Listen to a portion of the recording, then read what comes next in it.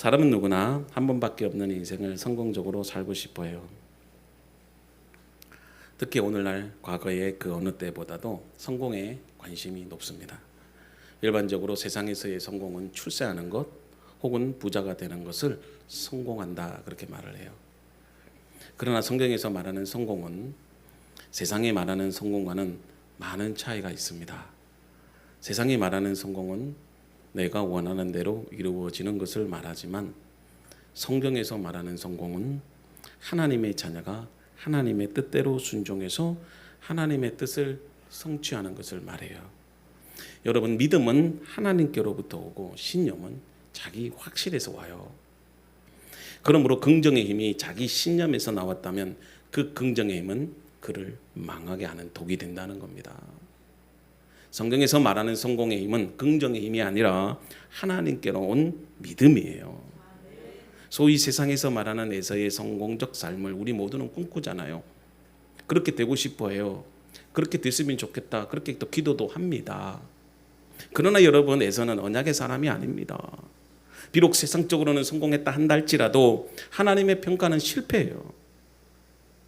이런 관점에서 오늘 본문의 말씀을 해석해보고 우리에게 주시는 교훈이 무엇인지를 구체적으로 묵상해 보면서 하나님의 은혜의 말씀을 나누고자 합니다. 자, 여러분, 창세기 36장은 25장 19절에서 35장 마지막 절까지 이제 이삭의 이야기를 끝내고 이삭의 아들 두 명의 아들 중에 맏아들인 이 에서의 이야기를 다루고 있어요. 내용도 이 에서의 족보에 대한 내용입니다. 그래서 오늘 본문의 말씀을 읽어보면 아주 딱딱한 내용이에요. 사람 이름밖에 나오지 않아요. 제가 오늘 성경 봉독했는데도 도무지 발음이 잘 안 나옵니다. 이런 본문에서 감동적인 설교가 나오는 것은 거의 불가능합니다. 그러니 오늘 은혜가 안 되더라도 아멘으로 믿음으로 잘 받아들일 수 있기를 바라요. 왜냐하면 하나님의 말씀이니까. 사실 우리도 설교할 때 여러분들이 좋아하는 말씀, 복받으라 말씀, 뭐 그런 말씀만 계속 전했는데 사실 이 본문의 말씀을 가지고 제가 계속해서 수요일이나 금요일이나 주일 예배에 시리즈 설교를 합니다. 시리즈 설교를 하는 이유가 저도 이렇게 설교를 들을 때 한 주제를 뽑아서 하다 보면 다 잊어먹어요. 근데 여러분들 오늘 목사님이 야곱에 대해서 얘기를 하시는구나. 오늘은 36장 말씀이구나. 그럼 에서의 족보가 나오네. 미리 여러분들이 예습해 볼 수도 있고 준비할 수 있고, 그리고 예배 전에 그 10분 동안 우리가 묵상하면서 말씀을 쭉 읽어보면 오늘 목사님이 어떤 말씀으로 우리에게 은혜를 주실까. 지난 시간에는 부흥이 이루어지는 조건에 대해서 말씀했는데 그렇구나. 우리 가정에도 부흥이 이루어지기 위해서는 우리가 베들레 올라가야 되겠구나. 거기서 우리가 단을 쌓고 또 거기서 우리가 정말 하나님이 기뻐하시는 그런 믿음의 삶을 살아야 되겠구나. 그렇게 다짐을 하는 거예요. 그래서 제가 시리즈로 해서 계속해서 연속적으로 그렇게 말씀을 드리는 이유도 바로 그런 이유가 있어요. 그렇다고 해서 여러분들 오늘 본문의 말씀이 딱딱하고 뭐 족보만 나오는데 여기서 무슨 은혜로운 메시지를 얻을 수 있을까? 그래서 이 본문을 빼고 37장 바로 요셉의 이야기로 갈 수도 있어요. 그런데 하나님이 네가 원하는 것만 전할 거냐? 이렇게 또 말씀을 하시는 것 같아요. 그래서 오늘 36장 말씀을 갖고 함께 은혜를 나누고자 합니다. 그래서 본문 1절 말씀은 이렇게 시작을 하죠. 에서 곧 에돔의 족보는 이러하니라. 자, 옆에 그림도 같이 보면 여러분들이 잘 이해가 됩니다. 우리가 공동체 성경 읽기를 하는 이유는 그 성경의 내용을 시각화해줘요.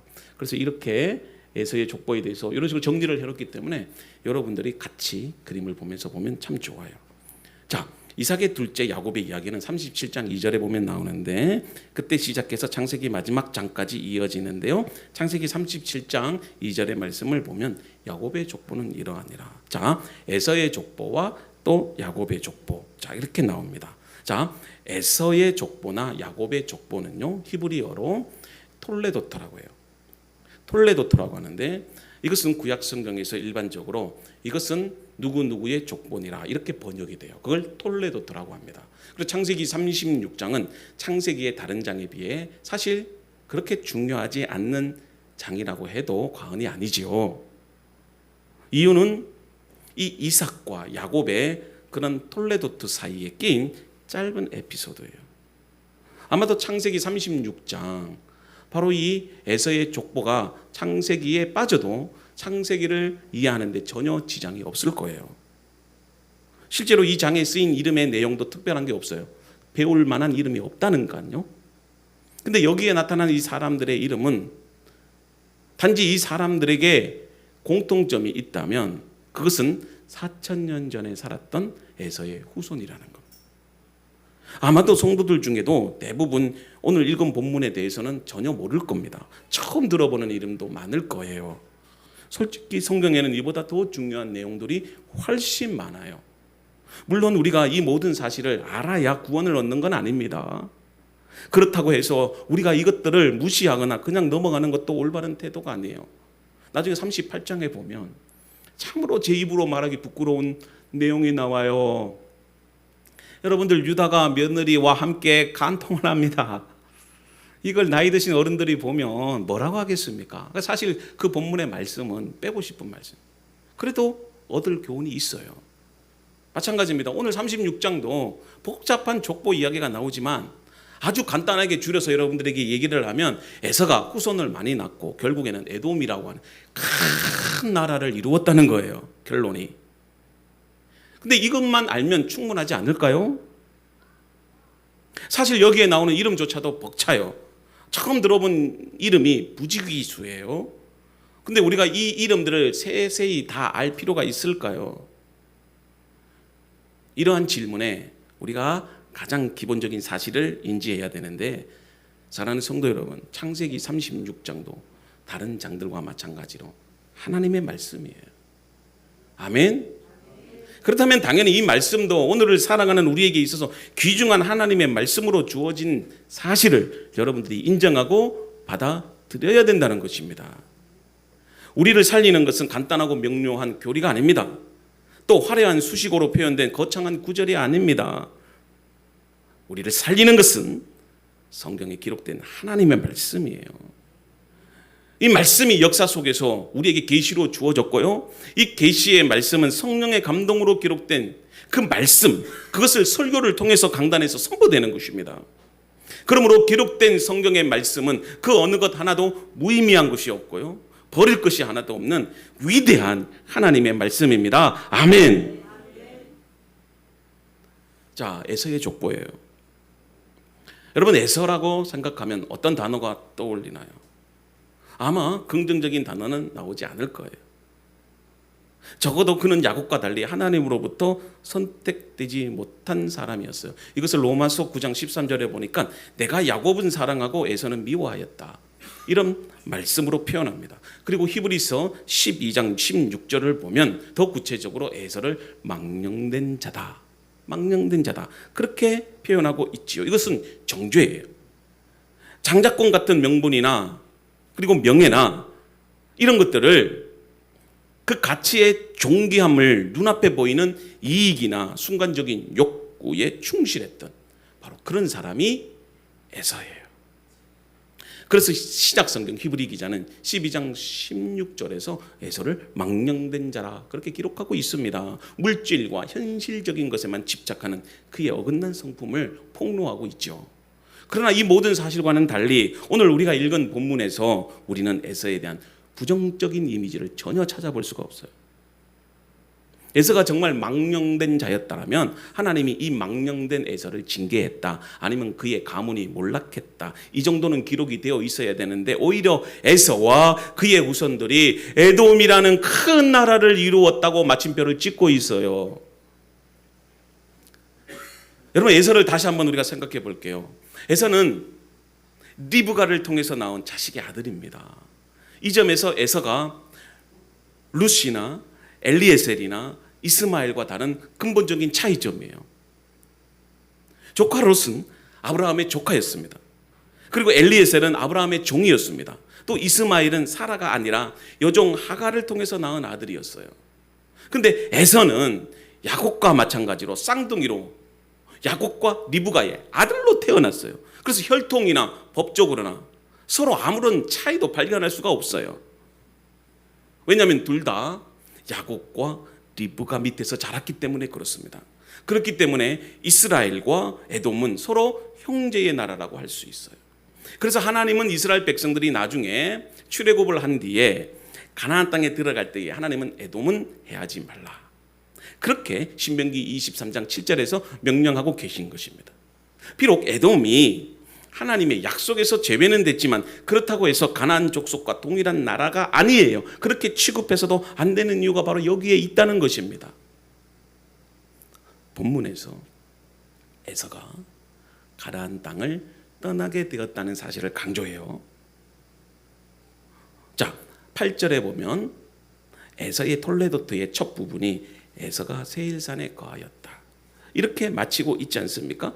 반면 37장 1절에는 야곱은 그 부친 이삭이 우거하는 가나안 땅에 거하였다. 그 기록으로 바로 이 톨레도트를 마치고 있어요. 자, 이것을 통해서 우리는 에서가 하나님의 약속으로부터 최종적으로 제외된 이유를 알 수 있어요. 그것은 바로 에서가 가나안 땅을 떠났다. 에서는 지금 어디? 세일산에 거주했다는 거죠. 여러분, 가나안 땅이 어떤 땅입니까? 하나님께서 아브라함에게 약속으로 주신 땅입니다. 그렇기 때문에 아브라함과 이삭 모두 가나안 땅에서 자신들의 생을 마감했어요. 야곱도 형을 피해서 하란에서 이 자신의 새로운 사람을 시작할 수 있었습니다. 그러나 결국 하나님의 약속으로 인해서 하나님의 말씀에 따라 순종하며 가나안 땅에 들어왔던 것입니다. 물론 나중에 야곱이 요셉으로 인해서 하나님의 뜻 가운데 이집트로 가서 거기서 죽습니다. 하지만 아들 요셉에게 유언을 하지야 자신의 시신을 가나안 땅에 묻어달라. 그래서 그들이 출애굽할 때에 요셉이 자기 아버지 야곱이 죽고 나서 수많은 사람들과 함께 가나안 땅에 요셉을 묻습니다. 어떻게 보면 에서는 야곱보다 가나안 땅에 더 확실하게 정착할 수도 있었습니다. 그는 장남이고 또 어쨌든 아버지 이삭과 리브가로 태어난 하나님의 사람이었어요. 그 다음에 맞으면 아버지께로 가서 부모를 돌봐야지요. 그런데 그가 3명의 아내를 취합니다. 창세기 36장 2절에 보면 에서가 가나안 여인 중 헷 족속 엘론의 딸 아다와 히위 족속 시브온의 딸인 아나의 딸 오홀리바마를 자기 아내로 맞이하고 또 이스마엘의 딸 느바요의 누이 바스맛을 맞이하였더니, 자, 가나안 여인 중에서 2명을 취하고 그 가나안 여인이 부모를 기쁘게 하지 못하니 결국은 이제 사촌 바스밧을 취하여 결혼을 합니다. 창세기 28장 8절과 9절을 보면은요, 여러분, 에서가 자기 아내들이 부모님을 기쁘게 하지 못한 것을 보고 이스마엘에게 가서 아내를 얻지요. 자, 에서는 하나님으로부터 택한 사람은 아니었습니다. 또한 부모의 사랑도 받지 못했습니다. 그리고 아내도조차도 사랑을 받지 못했어요. 자, 그러면 여러분 생각해 보세요. 망하지는 않더라도 성공하며 살 수는 없는 인생이잖아요. 그런데 이 에서는 오히려 가나안 여인들을 통해서 큰 성공을 거둡니다. 여러분, 그 사실을 우리가 어디서 알 수 있느냐면 창세기 32장에 보면 나와요. 자, 야곱이 하란에서 돌아옵니다. 그때 너무나도 두려워요. 왜? 에서 때문에. 그로 인해서 야곱이 온갖 수를 쓰지 않습니까? 그리고 자기 가족을 3그룹으로 나누어서 먼저 형에게 선물로 보내고 자기는 맨 뒤에 앉았다가 결국은 야복강에서 하나님을 만나게 되고 거기서 새로운 이스마엘로 변화되고 극적으로 에서와 화해를 하잖아요. 근데 가장 두려웠던 게 뭐예요? 에서가 야곱을 죽이려고 400명의 군사를 끌고 온다는 겁니다. 여러분, 400명의 종들이 있었다는 것은 이건 뭘 말하는 걸까요? 그만큼 세상에서 큰 성공을 거둔 부자가 됐다는 거예요. 여러분, 아무리 부자가 돼도 뭐 종 한 10명이면 이해를 가지만 400명이에요. 400명. 여러분, 아브라함은요, 조카 롯을 구하기 위해 380명을 데리고 갔어요. 400명이면 아브라함보다 더 큰 부자라는 것입니다. 또 보세요. 야곱은 아내 라헬이 베냐민을 낳다가 죽어요. 그래서 요셉이 홀로 어머니 아버지 밑에서 그렇게 외롭게 크죠. 그러니까 아버지 입장에서도 요셉은 엄마가 없기 때문에 베냐민하고 특별히 아버지가 사랑을 많이 줘요. 그러니까 다른 형제들도 그걸 좀 이해해야지. 뭐 색동옷을 입혔다고 시기하고 뭐 관심을 쏟는다고, 지는 엄마 있잖아. 나중에 요셉에 가면 그런 얘기를 할 거예요. 근데 여러분, 에서의 아내들 가운데 아이를 낳다가 어려움을 겪었다는 그런 이야기 전혀 없습니다.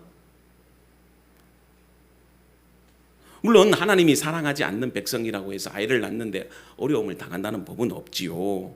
무려 에서의 아내들은 아들 5을 낳아요. 딸들도 많지만 딸들의 이름은 열거되지 않아요, 이 족보에서. 그 당시에 이 남성 중심의 어떤 가부장적인 그런 어떤 시대상을 반영하고 있기 때문에 그렇죠. 사실 에서는 가정적으로도 부족함이 없었습니다. 강하지요, 유능하지요, 다복하지요, 자녀도 많았습니다. 하나님의 도움 없이도 자기 힘으로 가정을 세우고 일으켜 번창한 부자가 되었다는 것이에요. 여러분, 우리가 야곱이 하나님의 복을 받아 축복의 사람이 된 것은 이해가 됩니다. 근데 우리는 에서가 철저하게 세상적 가치관을 가지고 세상적인 삶을 추구하는 삶을 살았음에도 이렇게 성공적인 삶을 살았다는 것에 대해서 우리 모두가 왜 이런 결과를 가져오게 되는지, 왜 잘 먹고 잘 사는지 우리 스스로 의구심을 가지게 될 수밖에 없잖아요. 야곱이 하란에서 돌아온 후에 극적으로 화해를 한 뒤 에서와 야곱이 헤어지게 돼요. 그래서 6절과 7절을 보니 그 이유가 있죠. 에서가 자기 아내들과 자기 자녀들과 자기 집의 모든 사람과 자기의 가축과 자기의 모든 짐승과 자기가 가나안 땅에서 모은 모든 재물을 이끌고 그의 동생 야곱을 떠나 다른 곳으로 갔으니 두 사람의 소유가 풍부하여 함께 거주할 수 없음이로라. 네, 마치 아브라함과 조카 롯이 이집트에서 돌아왔을 때 너무 소유가 많아서 헤어진 것처럼, 자, 야곱과 에서도 동일하게 너무나도 소유가 많아서 그렇잖아요. 야곱도 하나님의 복을 받아서 하나님에서 나온 겁니다. 근데 에서는 야곱보다 더 재물이 많아요. 왜냐? 종들이 400명이나 될 정도로 무지무지합니다. 그러니 두 가정이 함께 살 수 없어서 헤어지게 된 겁니다. 그래서 최종적으로 에서의 가족은 어디에 거했다? 세일산에 거했다. 그래서 이 세일산은 에서의 본고지가 되면서 나중에 이스라엘의 시온산, 이 예루살렘과 대비됩니다. 이렇게 에서가 약속의 땅인 가나안을 떠났음에도 불구하고 그 이후에 에서의 삶이 어떠했을까요? 정말 대성공을 거둔 거예요. 정말 부러울 정도로. 그렇잖아요. 못된 놈이 잘 살면 배가 아프듯이. 그런 경험이 없나 봐요. 우리는 다 가난을 즐거워하면서 자족하며 사는가 보네요.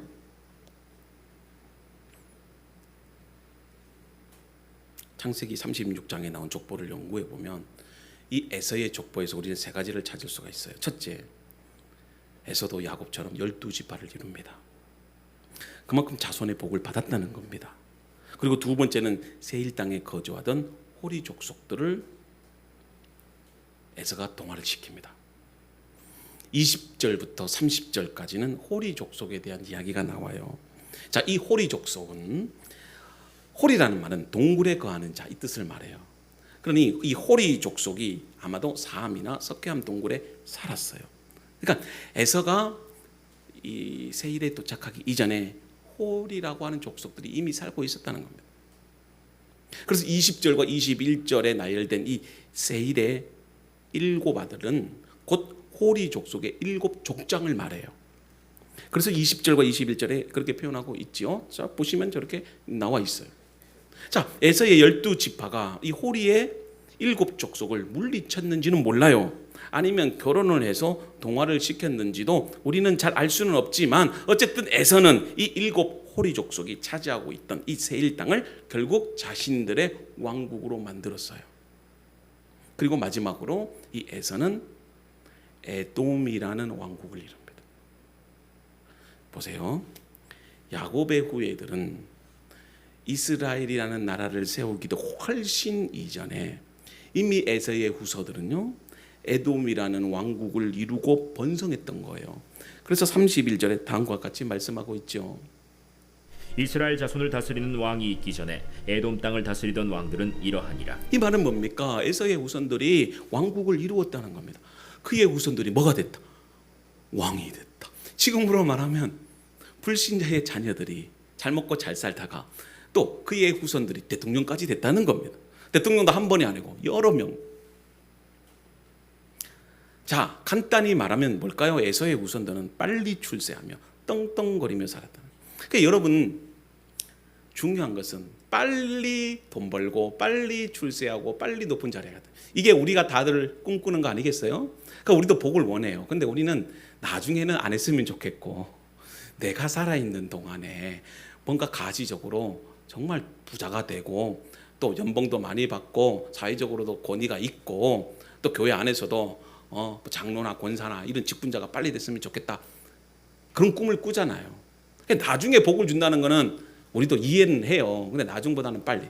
근데 이 에서는 빨리 출세하고 빨리 떵떵거리며 빨리 터전을 잡고 빨리 왕국을 이룬 거예요. 그래서 대표적인 예가 하닷이라는 왕이 나오는데, 이 하닷이라는 왕은 모압 땅에 거주하는 강력한 족속인 미디안을 쳐서 이길 정도였어요.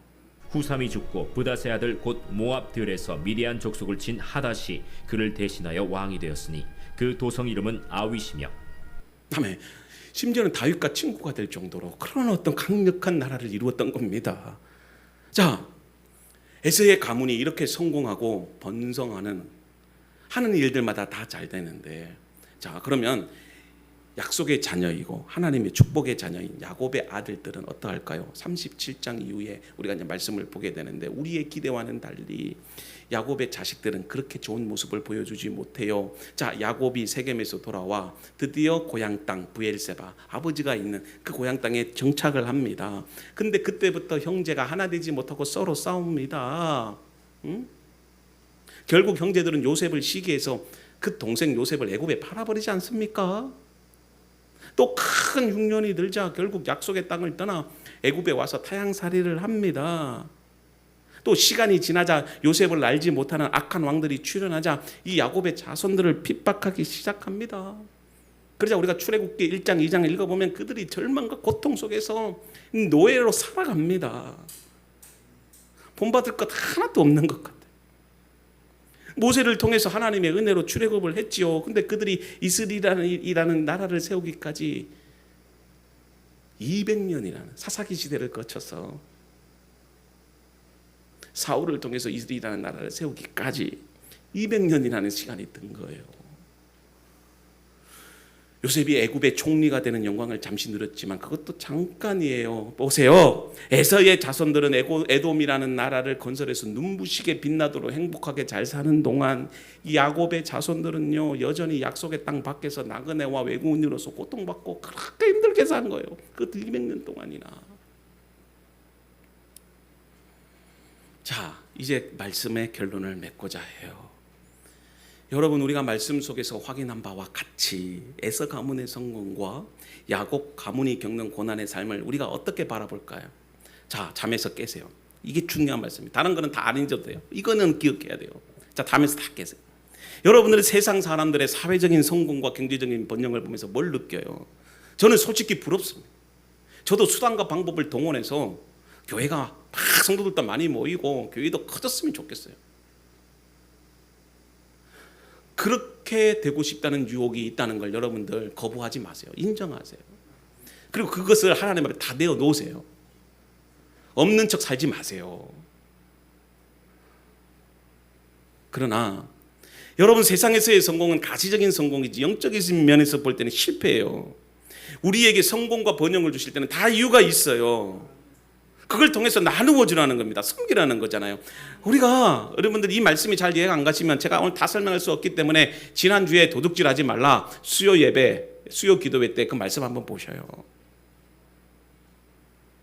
하나님의 목적과 뜻을 잊어버리고 마치 모든 것이 자신의 노력과 애씀으로 이룬 결과라고 생각하면 당연히 우리는 교만해질 수밖에 없어요. 근데 그 교만 때문에 가장 소중하고 귀한 영적 진리를 잃어버린 겁니다. 자신의 것에 만족하고 즐거워하다가 나중에는 반드시 후회할 일이 생긴다는 거죠.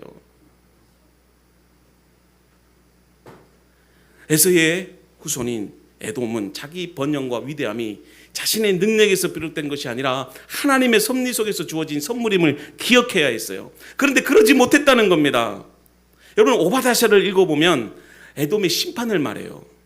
에돔의 죄는 형제 이스라엘이 침략을 당할 때 그들에게 동참하였고 방관했고 오히려 그들의 고통당하는 것을 보면서 기뻐합니다. 그리고 하나님이 주신 복과 능력을 마치 자기의 것인 양 자랑하고요, 그것으로 하나님의 백성을 대적하다가 결국은 하나님의 심판을 받아요. 그리고 에돔은 역사의 한 페이지만 장식한 채 이 세상에서, 이 역사에서 사라져버렸어요. 야곱의 후손은 어떠합니까? 그들은 망해도 하나님이 다시 이렇게 세워주셨습니다. 그들이 하나님을 떠나도 하나님은 언제나 함께 해주셨고 그 야곱을 복주셨어요. 이스라엘을 축복해 주셔요. 이유가 뭡니까? 저도 모르겠습니다. 그런데 하나님은 야곱을 선택하시고 복주시겠다고 약속하셨기 때문에 그 신실하신 하나님이 자신에게 한 약속을 이루신 거예요. 그러므로 여러분들 지금 고난에 처해도, 질병 가운데 있어도, 사업이 망하고 힘들어도, 보다 미래에 대한 소망이 없다 할지라도 하나님의 약속을 붙잡고 믿음으로 살면 반드시 하나님이 회복시키고 은혜를 베풀어 주신다는 사실을 믿으시기를 바랍니다. 내 영혼아, 내가 어찌하여 낙심하며 어찌하여 내 속에서 불안해하는가? 너는 하나님께 소망을 두라. 그가 나타나 도우심으로 말미암아 내가 여전히 찬송하리로다. 그렇습니다. 힘들 때 하나님을 바라보면 됩니다. 세상을 부러워한다는 건 누구나 할 수 있는 일입니다. 그럴 때 여러분들, 우리는 절망하거나 낙심하지 마십시오. 오늘 이 시편 기자가 고백했던 것처럼 낙심되고 불안이 될 때 우리는 하나님께 소망을 두어야 됩니다. 하나님께 기도해야 됩니다.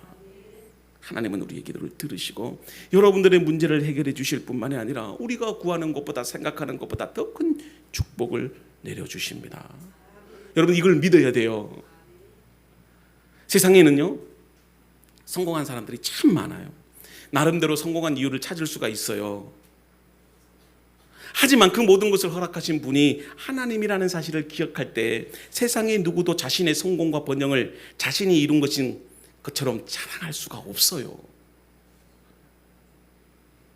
하나님을 아는 성도는요, 오늘 이 말씀을 듣는 모든 분들은요, 눈에 보이는 사람들의 성공에 주목하지 마셔요. 그거는 사라질 안개와도 같아요. 천년만년 사는 게 아닙니다. 그러나 그러한 성공과 복을 주실 수 있는 하나님을 바라봐야 돼요. 여러분, 부자가 나쁜 게 아니에요.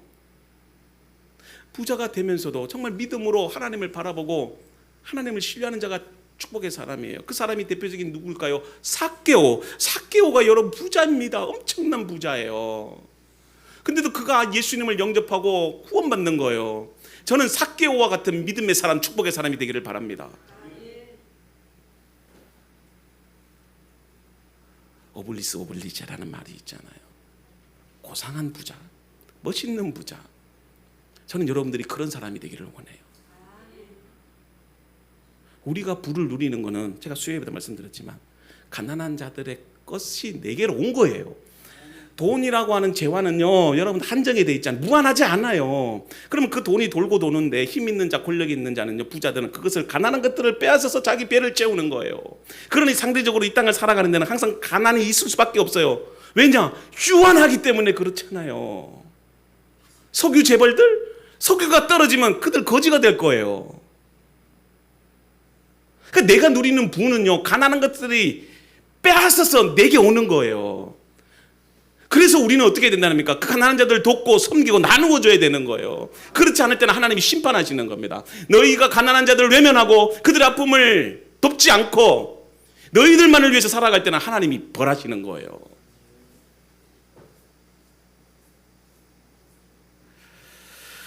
하나님을 바라보세요. 하나님을 바라보세요. 힘들면 기도하세요.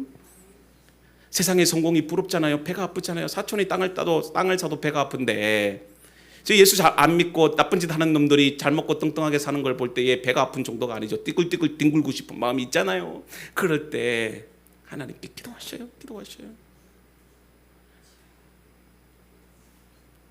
하나님이 말씀하시면 여러분들도 하나님께서 큰 야곱에게 주셨던 그 복을 소유할 수가 있습니다.